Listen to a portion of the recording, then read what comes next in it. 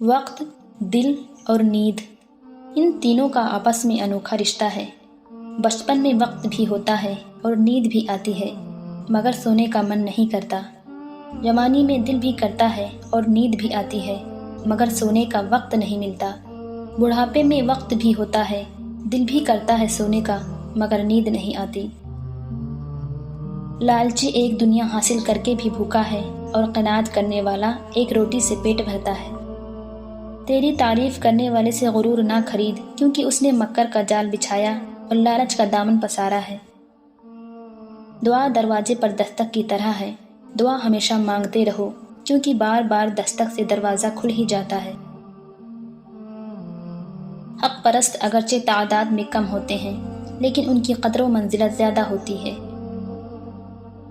خدا نے انسان کو اپنے لیے پیدا کیا، اس لیے اسے چاہیے کہ وہ دوسروں کا نہ بنے۔ تنگ دستی پر صبر کرنے سے خدا کی طرف سے فراخ دستی حاصل ہوتی ہے۔ اپنے آپ کو دانا سمجھنے والوں، اس بات کا بھی اندازہ لگاؤ کہ تم نے کتنی نادانیاں کی ہیں۔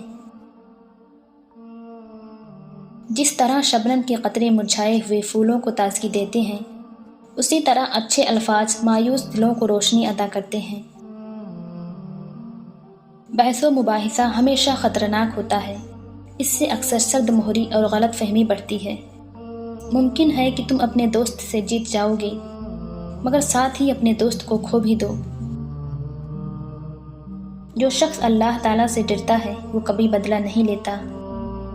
حسد کرنے والا موت سے پہلے مر جاتا ہے۔ موت کو یاد کرنا نفس کی تمام بیماریوں کی شفا ہے۔ حلال اشیاء میں سے جو چاہے کھاؤ اور پہنو، لیکن اس میں دو چیزیں نہ ہوں: فضول خرچی اور تکبر۔ خدا کی فرما برداری کے بغیر اس کی رحمت کا امیدوار ہونا جہالت اور حماقت ہے۔ بغیر سنت رسول کی پیروی کے شفاعت کی امید فریب ہے۔ بری خصلتوں میں سب سے بری خصلتیں دو ہیں: نمبر 1 انتہائی کنجوسی، نمبر 2 انتہائی بزدلی۔ جس پر نصیحت اثر نہ کرے اسے سمجھ لینا چاہیے کہ اس کا دل ایمان سے خالی ہے۔ عقل کو زائل کرنے والی شراب سے بری کوئی چیز نہیں۔ پرہیزگاری کی نشانی یہ ہے کہ دوسروں کے بارے میں خیال کرے کہ وہ نجات حاصل کر لے گا، اور خود کو گناہ گار تصور کرے۔